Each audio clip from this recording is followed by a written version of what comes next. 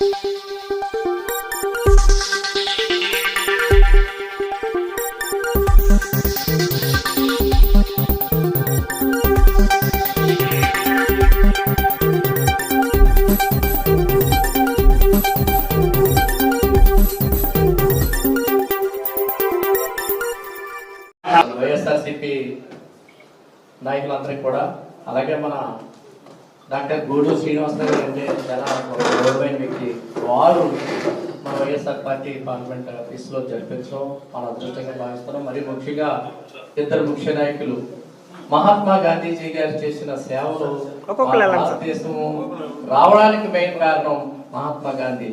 ఆయన మనం కత్తి పట్టుకుని వెళ్తే రాదు, కన్న పట్టుకుని వెళ్తే రాదు సత్యంతో ఆల్రెడీగా మనం ఎవరిని కూడా ఒక శంపకుడితో శంప చూపించాలనే నీతి సూత్రాన్ని పాటిస్తూ ఆ రోజుని ఎంతో కష్టపడి బ్రిటిష్ వాళ్ళని తరిమి కొట్టిన వ్యక్తి, మన భారతదేశాన్ని మన రాబో తరాలకు అందించిన వ్యక్తి మన మహాత్మా గాంధీ గారు. అలాంటి వ్యక్తి మనకు ఆ రోజు అంత కష్టపడి అంత శ్రమకు వచ్చి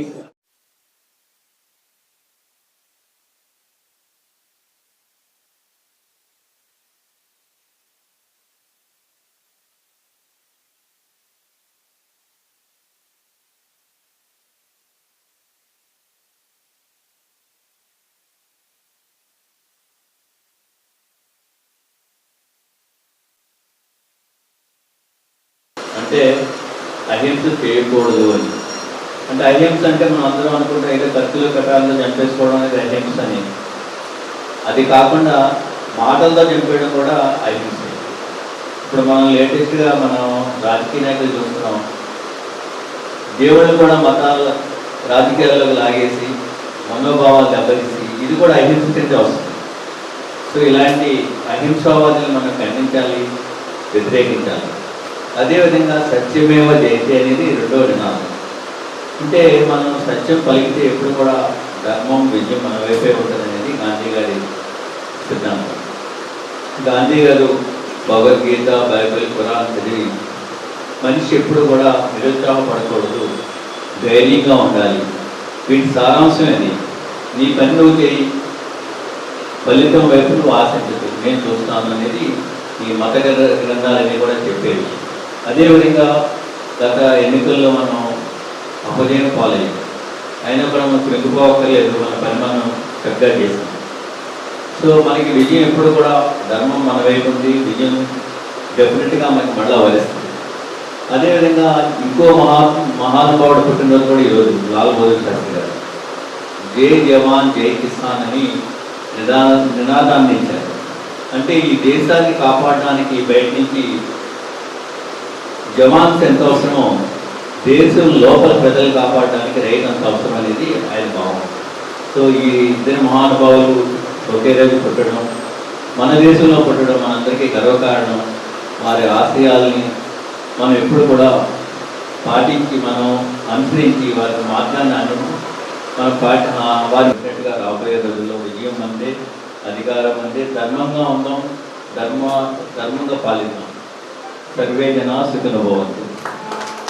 సౌమ్యులు డాక్టర్ గూడూరు శ్రీనివాస్ గారు వారి కార్యాలయంలో ఏర్పాటు చేసినటువంటి ఈ జయంత్యుత్సవ కార్యక్రమంలో ముందుగా మహాత్మా గాంధీ గారి గురించి చెప్పాలంటే 201 దేశాలను మన ప్రపంచ పటంలో 65 దేశాలను బ్రిటిష్ రాజ్యం కబళించింది.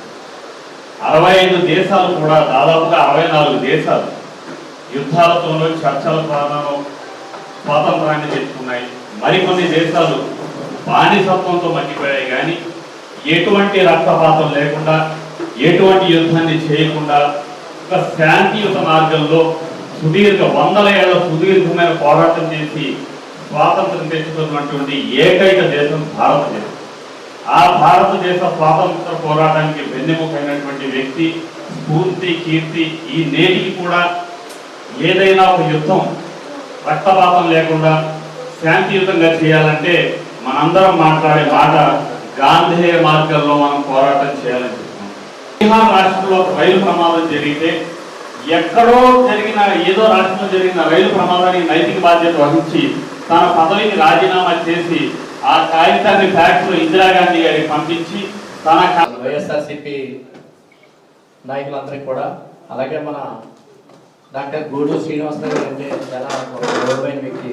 వారు మన వైఎస్ఆర్ పార్టీ పార్లమెంట్ ఆఫీస్లో జరిపించడం మన అదృష్టంగా భావిస్తున్నాం. మరి ముఖ్యంగా ఇద్దరు ముఖ్య నాయకులు మహాత్మా గాంధీజీ గారు చేసిన సేవలు భారతదేశం రావడానికి మెయిన్ కారణం మహాత్మా గాంధీ. ఆయన మనం కత్తి పట్టుకుని వెళ్తే రాదు, కన్న పట్టుకుని వెళ్తే రాదు సత్యంతో ఆల్రెడీగా మనం ఎవరిని కూడా ఒక శంపకుడితో శంప చూపించాలనే నీతి సూత్రాన్ని పాటిస్తూ ఆ రోజుని ఎంతో కష్టపడి బ్రిటిష్ వాళ్ళని తరిమి కొట్టిన వ్యక్తి, మన భారతదేశాన్ని మన రాబో తరాలకు అందించిన వ్యక్తి మన మహాత్మా గాంధీ గారు. అలాంటి వ్యక్తి మనకు ఆ రోజు అంత కష్టపడి అంత శ్రమకు వచ్చి మన లడ్డు విషయం తీసుకోండి, చంద్రబాబు నాయుడు కూర్చున్నారు, మరుసటి రోజు ఉందో లేదో తెలియదు అన్నాడు. ఈ రోజు వరకు కూడా దాన్ని ఏం ఒక పరిశీలన లేదు. దాన్ని తందాడుతానంటూ మన పవన్ కళ్యాణ్ గారు ఏం చేస్తున్నారు, నేను మెడిల్ నడకని ఎలా నడిచారో చూశారు కదా. పశ్చాత్తాపడటానికి అతనికి అవకాశం దేవుడే ఇచ్చాడు కాబట్టి ఈ అవకాశం మనం ఈ ఆఫీసులో మనం జరిపించడం, మన వైఎస్ఆర్ పార్టీ ఆఫీసులో జరిపించడం అందరూ మన అదృష్టంగా భావిస్తూ ఈ అవకాశం ఇస్తుంది.